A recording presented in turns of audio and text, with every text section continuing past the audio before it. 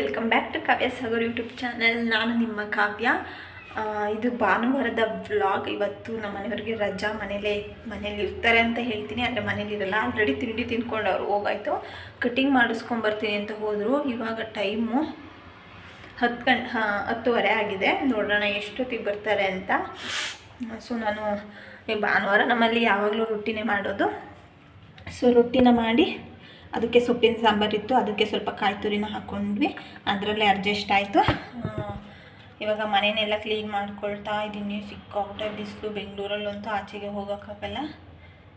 ಎದ್ದಿದ್ದೆ ಲೇಟಾಗಿತ್ತು, ಒಂದು 8 ಗಂಟೆ ಆಗಿತ್ತು. 8 ಗಂಟೆಗೆದ್ದು ರೊಟ್ಟಿ ಮಾಡಿ ಕಾಫಿ ಮಾಡಿ, ಸೊ ಇವಾಗ ತಿಂಡಿನೆಲ್ಲ ಮುಗಿಸ್ಕೊಂಡು ಮನೆ ಕ್ಲೀನ್ ಮಾಡ್ಕೊಳ್ತಾ ಇದ್ದೀನಿ.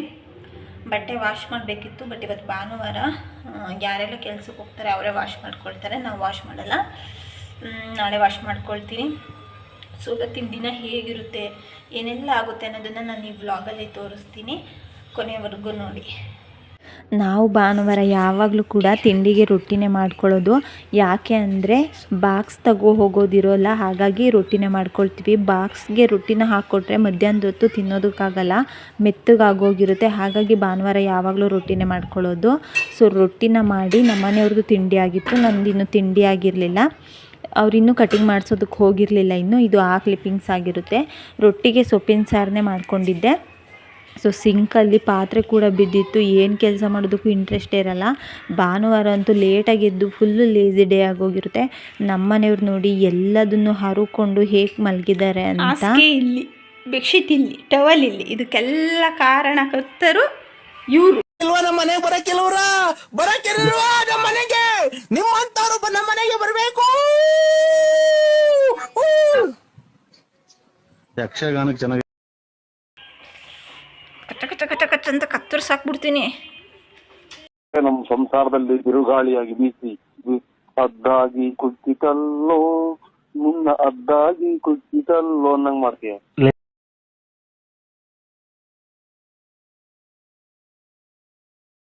ಪಾತ್ರೆ ನೋಡ್ತಿದ್ರೇನೆ ತಲೆ ತಿರುಗುತ್ತೆ. ನಾವು ಇರೋದೇ ಇಬ್ರು, ಬಟ್ ಅದು ಸಿಕ್ಕಾಪಟ್ಟೆ ಪಾತ್ರೆ ಬೀಳುತ್ತೆ. ಯಾಕೆ ಅಂತ ಗೊತ್ತಿಲ್ಲ. ಇವಾಗ ಪಾತ್ರೆ ಎಲ್ಲ ವಾಶ್ ಮಾಡಬೇಕು. ನನಗೆ ತುಂಬಾ ಇರಿಟೇಟ್ ಆಗುವಂಥ ಕೆಲಸ ಅಂದರೆ ಪಾತ್ರೆ ತೊಳೆಯೋದು, ಪಾತ್ರೆ ಜೋಡಿಸೋದು. ಇದಂತೂ ತುಂಬ ಇರಿಟೇಷನ್ ಆಗುತ್ತೆ. ಇವಾಗ ಏನು ಮಾಡೋಂಗಿಲ್ಲ, ತೊಳೆಯಬೇಕು. ತೊಳೆದು ಮಧ್ಯಾಹ್ನ ಅಡುಗೆಗೆ ಸ್ವಲ್ಪ ಸಾಂಬಾರಿದೆ, ಬರೀ ರೈಸ್ ಮಾತ್ರ ಮಾಡ್ಕೊಳ್ಳೋದು. ನಮ್ಮ ಮನೆಯವರು ಮಧ್ಯಾಹ್ನ ಊಟಕ್ಕೆ ಬರ್ತಾರೋ ಇಲ್ವೋ ಗೊತ್ತಿಲ್ಲ.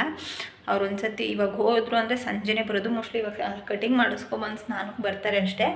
ಆಮೇಲೆ ಹೋದರೆ ಇನ್ನು ಸಂಜೆನೇ ಬರೋದು. ಸೊ ಗೊತ್ತಿಲ್ಲ. ಬರ್ತೀನಿ ಅಂದರೆ ರೈಸ್ ಮಾಡ್ತೀನಿ, ಇಲ್ಲಾಂದರೆ ನಾನು ಒಬ್ಳಿಗೆ ರೊಟ್ಟಿನೇ ಅಡ್ಜಸ್ಟ್ ಮಾಡ್ಕೊಳ್ತೀನಿ. ಏನು ಎಕ್ಸ್ಟ್ರಾ ಮಾಡ್ಕೊಳ್ಳೋದಕ್ಕೆ ಹೋಗಲ್ಲ.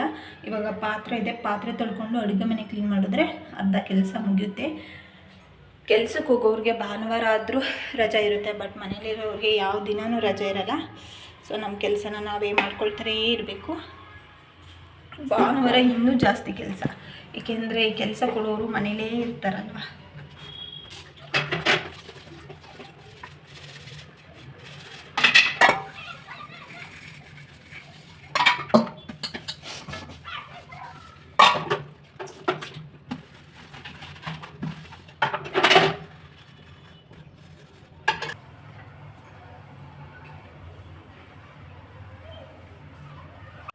ನೋಡಿ ಕಟಿಂಗ್ ಮಾಡಿಸ್ಕೊಬರ್ತೀನಿ ಅಂತ ಹೇಳಿಬಿಟ್ಟು ಹೋದರು. 10:30ಗೆ ಹೋಗಿದ್ದು. ಅಲ್ಲಿ ಚಿಕ್ಕ ಮಕ್ಕಳ ಜೊತೆ ಸೇರಿಕೊಂಡು ಬಾಲಲ್ಲಿ ಆಟ ಆಡ್ತಾ ಇದ್ದಾರೆ. ಅದು ಹೇಗೆ ಅಂದರೆ ಹಿಂದಕ್ಕೆ ತಿರುಗಿ ನೋಡೋದು, ನೋಡ್ತಿದ್ದಾರೋ ಇಲ್ವೋ ಅಂತ, ಆಮೇಲೆ ಆಟ ಆಡೋದು, ಈ ಥರ ಮಾಡ್ತಿದ್ದಾರೆ. ಒಂದೊಂದು ಸಲ ಮನೇಲಿ ಇರೋದು ಬೆಟರ್ ಅನಿಸುತ್ತೆ. ಯಾಕೆ ಅಂದರೆ ಮಧ್ಯಾಹ್ನಕ್ಕೆ ಬಾಕ್ಸ್ನ ಯಾರು ರೆಡಿ ಮಾಡ್ತಾರಪ್ಪ ಅನಿಸುತ್ತೆ. ಇನ್ನೊಂದೊಂದು ಸಲ ಡ್ಯೂಟಿಗೆ ಯಾಕಾದರೂ ರಜೆ ಕೊಡ್ತಾರೋ, ಹೋದರೆ ಸಾಕಲ್ಲ ಅನಿಸುತ್ತೆ. 10:30ಗೆ ಹೋದವರು ಮನೆಗೆ ಬಂದಾಗ 3 ಗಂಟೆ ಕಟಿಂಗ್ ಮಾಡಿಸ್ಕೊಂಡು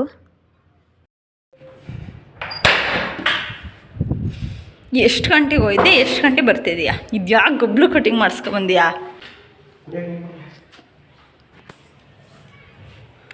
ಮುಷ್ಣಿ ನೋಡಿ ನೀನು, ಮುಷ್ಣಿಯ ಲೇ ತಲಿಡ್ಕ ಲೇ ಲೇ ನೋಡ ಜೊತೆ ಆಟ ಆಡಕ್ಕೆ ಹೋಗಿ ಈಗ ಬಂದಿಯ ರಾಸ್ಕಲ್. ನಾನು ಯಾಕೆ ಆಟ ಆಡಕ್ಕೆ ಹೋಗೋಣ?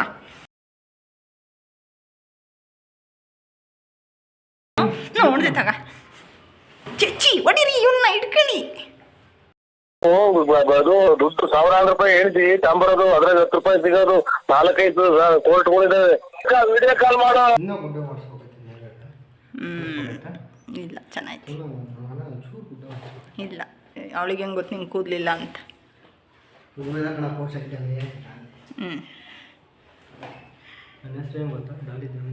ಓ ನಡಿಯ ಅವ್ನ ಮದ್ವಿ ತತಿ ಶಿವರು ಯಾರು ಹೇಳಿದ್ದು?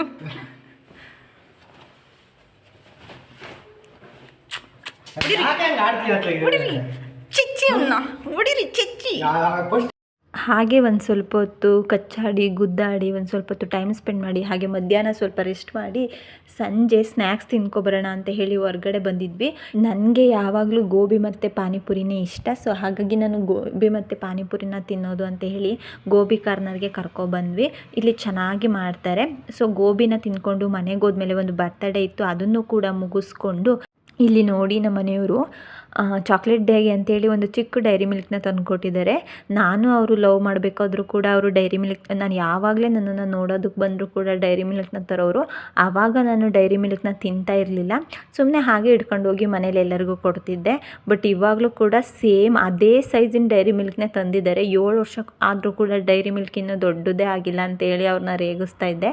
ಮೊದಲು ಅದನ್ನೇ ತಿನ್ನು ಅಂತ ಹೇಳಿ ಬೈತಾ ಇದ್ದರು. ಹಾಗೆ ಅವ್ರ ಹತ್ರ ಜಗಳ ಆಡಿಕೊಂಡು ರಾತ್ರಿ ಊಟಕ್ಕೆ ಅಂತ ಹೇಳಿ ವೆಜಿಟೇಬಲ್ ಫ್ರೈಡ್ ರೈಸ್ನ ಮಾಡಿದ್ದೆ. ರೆಸಿಪಿ ಬೇಕು ಅಂದರೆ ನನ್ನ ಯೂಟ್ಯೂಬ್ ಚಾನಲಲ್ಲಿದ್ದೆ, ಒಂದ್ಸಲ ಚೆಕ್ ಮಾಡಿ, ತುಂಬಾ ಚೆನ್ನಾಗಿ ಬಂದಿತ್ತು.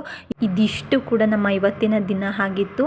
ಈ ಪುಟ್ಟ ವಿಡಿಯೋ ನಿಮಗೆ ಇಷ್ಟ ಆಗಿದ್ರೆ ಲೈಕ್ ಮಾಡಿ, ಕಮೆಂಟ್ ಮಾಡಿ, ಹಾಗೆ ನನ್ನ ಪೇಜ್ನ ಸಬ್ಸ್ಕ್ರೈಬ್ ಮಾಡಿ. Thank you all, lots of love.